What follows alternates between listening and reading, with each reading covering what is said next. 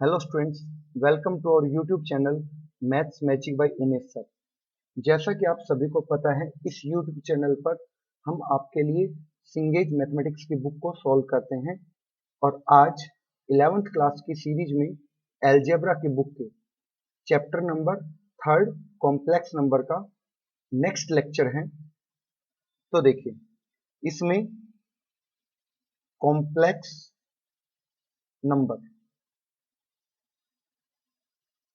Number में सबसे पहले हम एक इक्वेशन को सॉल्व करते हैं।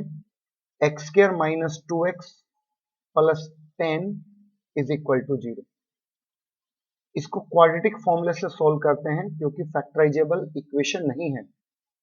अपॉन 2a, तो x is equal to 2 plus minus root of b कितना आएगा, यहां से b आएगा -36 अपॉन 2 और x इज इक्वल टू यहां से आएगा 2 प्लस का 2 plus minus 6 iota upon 2।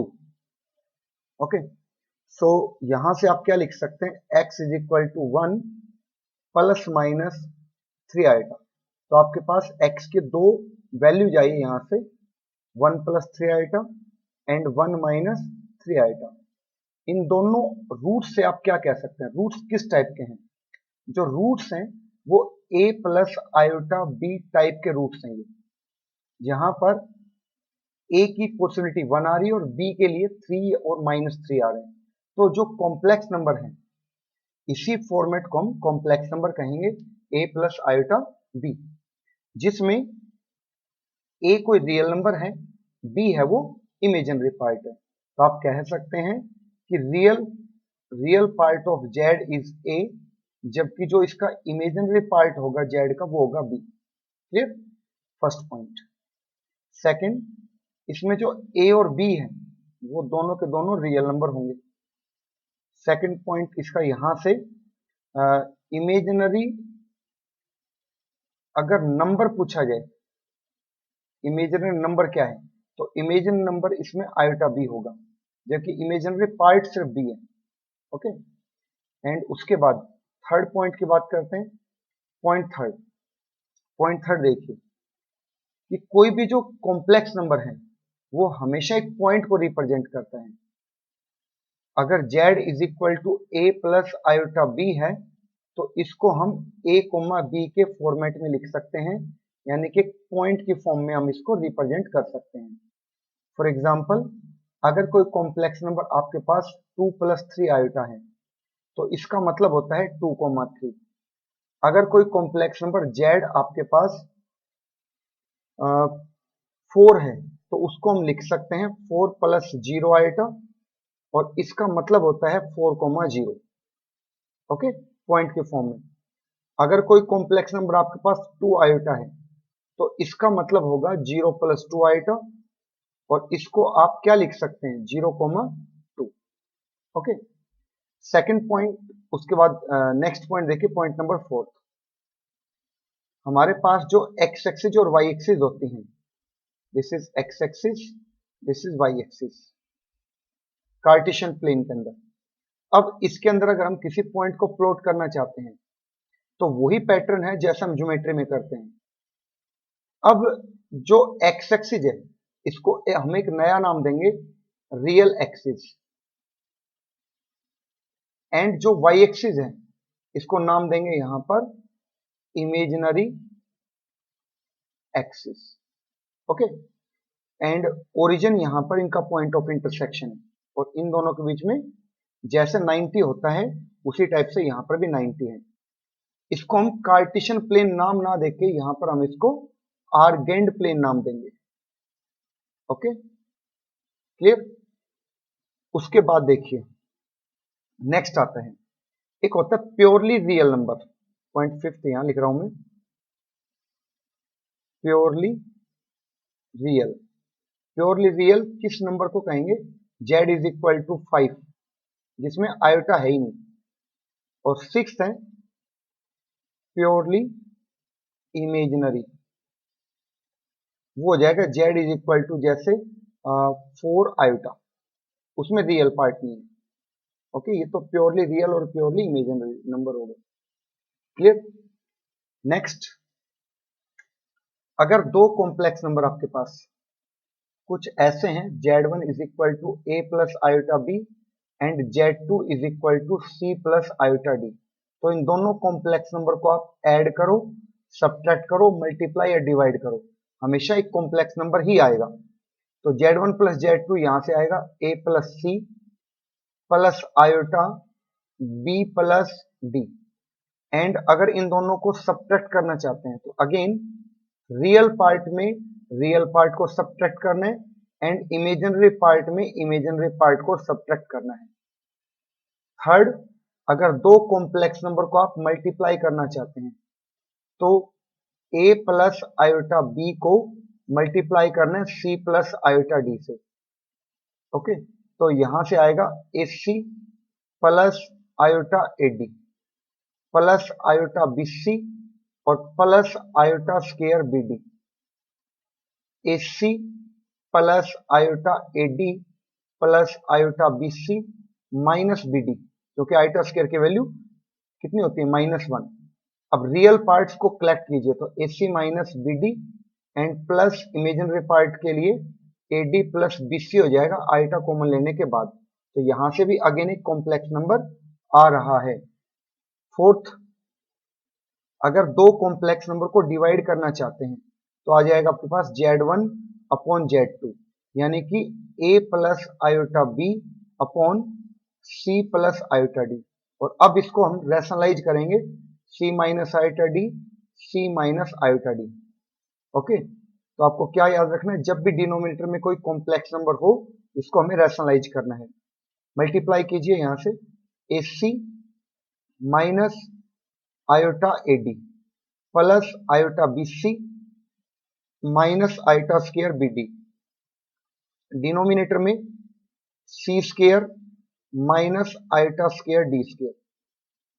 Okay, so यहां से अब क्या होगा, देखिए इसको आप लिखेंगे ac प्लस bd, क्योंकि आयोटा स्क्वायर की वैल्यू -1 कर दी और रियल पार्ट हमने एक साथ लिख दिया। अब आयोटा ले लिया कॉमन, तो bc minus ad upon C square plus D square. और आप इसको लिख सकते हैं ac plus bd upon C square plus D square plus iota bc minus ad upon C square plus D square. Clear. I hope यहां तक सभी को बातें समझ में आ गई हैं सारी। Okay, next point is complex number का conjugate. Conjugate of a complex number. देखिए सबसे पहले कॉन्जुगेट क्या होता है किसी कॉम्प्लेक्स नंबर का। अगर z is equal to a plus iota b आपके पास कोई कॉम्प्लेक्स नंबर है तो इसका जो कॉन्जुगेट होता है उसको z बार से रिप्रेजेंट करते हैं और वो आपके पास आएगा a minus iota b। Okay, and यहां से आप इसका ज्योमेट्रिकली मीनिंग भी समझिए। पहले इसका कुछ एग्जांपल्स देखते हैं। एग्जांपल है जैसे z is equal to -1 plus 3 iota है, तो z का जो कॉन्जुगेट है वो क्या आएगा, -1 माइनस 3 आयोटा। अगर मैं दूसरे एग्जांपल देखता हूं कोई और, मान लो z इज इक्वल टू आपके पास 4 है और आप इसका कॉन्जुगेट करना चाहते हैं, तो सबसे पहले इस कॉम्प्लेक्स नंबर को आप ऐसे लिखें 4 प्लस 0 आयोटा, तो कॉन्जुगेट इसका आएगा 4 माइनस 0 आयोटा, लेकिन इसका मीनिंग तो क्या है, 4 ही है। ओके, तो आई होप सभी को बातें समझ में आ गई है कि अगर आयोटा के साथ जो साइन है बस आप उसको चेंज करना चाहेंगे। ओके, सो देखिए इसका ज्योमेट्रिकल मीनिंग क्या है। जो भी कॉन्जुगेट होता है वो किसको रिप्रेजेंट करता है, देखिए ज्योमेट्रिकली। अगर ये आपके पास रियल एक्सिस है, ये पॉइंट ऑफ इंटरसेक्शन है, यहां पर कोई पॉइंट है 2,3, मतलब 2 plus 3, this is 2 plus 3 iota. और अगर इसका कॉन्जुगेट देखा जाए तो कॉन्जुगेट आता है 2 माइनस 3 आयोटा।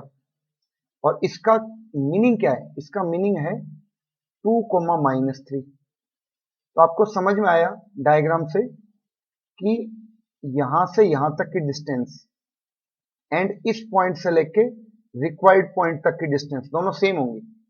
मतलब ये एक दूसरे का क्या होगा, मिरर इमेज, यानी कि रिफ्लेक्शन को शो करेगा। ओके, रिफ्लेक्शन को यहां से ये शो करेगा। क्लियर? सो कॉन्जुगेट का मतलब क्या हो गया कि एक कॉम्प्लेक्स नंबर अगर आपके पास दिया हुआ है और आप उसका कॉन्जुगेट फाइंड आउट करना चाहते हैं, तो कॉन्जुगेट सिंपली किसको रिप्रेजेंट करेगा, उसकी मिरर इमेज को रिप्रेजेंट करेगा। ये है इसका ज्योमेट्रिकली मीनिंग। आई होप सभी को बातें समझ में आ गई। अब इसकी कुछ प्रॉपर्टीज हैं।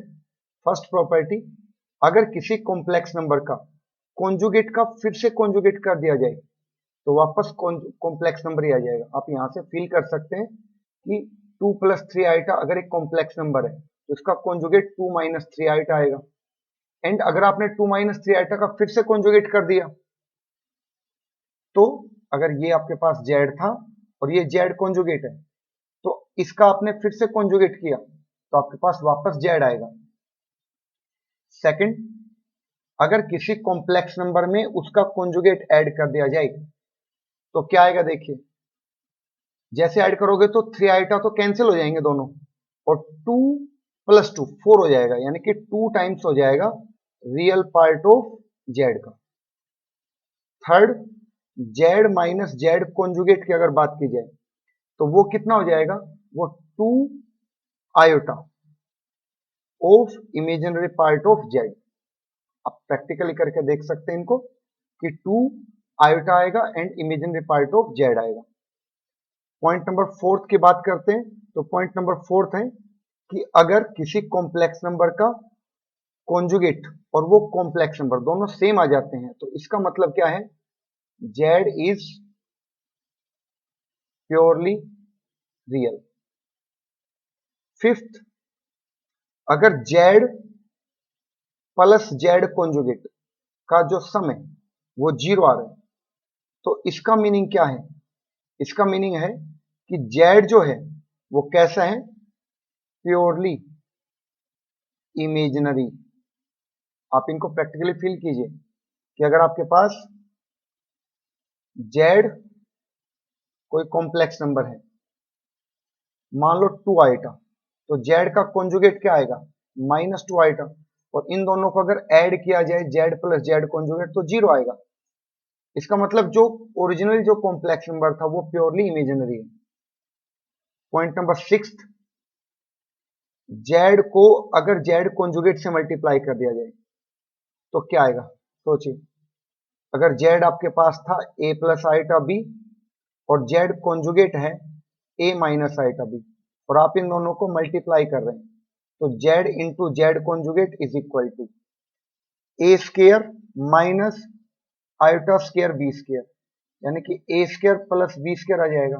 मतलब a² क्या है, रियल पार्ट ऑफ जेड का स्क्वायर, प्लस b क्या था यहां से, इमेजिनरी पार्ट ऑफ जेड का स्क्वायर। ये थी प्रॉपर्टी नंबर 6। प्रॉपर्टी नंबर 7, देखिए प्रॉपर्टी नंबर 7 है, अगर आपके पास दो कॉम्प्लेक्स नंबर है Z1 और Z2 और आप दोनों को ऐड करके फिर कॉन्जुगेट कर रहे हैं या इंडिविजुअली कॉन्जुगेट करके फिर ऐड कर रहे हैं, एक ही बात है। माइनस हो बीच में तो माइनस आ जाएगा, दोनों में मल्टीप्लाई हो तो मल्टीप्लाई लगा सकते हैं और दोनों में डिवाइड हो तो आप डिवाइड भी यहाँ पे अप्लाई कर सकते हैं। 8th, जो मल्टीप्लीकेशन है उसका एक रूल मैं यही बता देता हूँ, चलो दोबारा से। Z1 और Z2 का मल्टीप्लाई का कॉन्जुगेट करना है आपको तो वो आएगा Z1 का कॉन्जुगेट मल्टीप्लाइड बाय Z2 का कॉन्जुगेट। तो यहां से क्या आ जाएगा, अगर मैं Z1 Z2 को Z से रिप्लेस कर दूं तो Z इंटू जेड, यानी कि Z² हो जाएगा। ओके, और इस पूरे का कॉन्जुगेट, और यहाँ पर Z1 कॉन्जुगेट मतलब Z कॉन्जुगेट, और यहाँ से भी Z2 कॉन्जुगेट मतलब Z कॉन्जुगेट, क्योंकि यहाँ पर क्या किया है, अगर मैं Z1 और Z2 को Z से रिप्लेस कर रहा हूँ तब जो रिजल्ट बनेगा वो क्या होगा, Z2 कॉन्जुगेट का स्क्वायर। तो इस रिजल्ट को भी आप अलग से याद रखिए कि रिजल्ट क्या है। यहाँ से मैं यहाँ पे लिख देता हूँ एक बार इसको कि Z की पावर n है उस कंप्लीट का कॉन्जुगेट किया जा रहा है, तो किसके इक्वल होगा, जेड कॉन्जुगेट कंप्लीट के पावर n। ओके, ये रिजल्ट आपके पास आ जाएगा यहां से। Clear? Now last topic is, देखिए सेक्शन फॉर्मूला कॉम्प्लेक्स नंबर में क्या होता है। Section formula,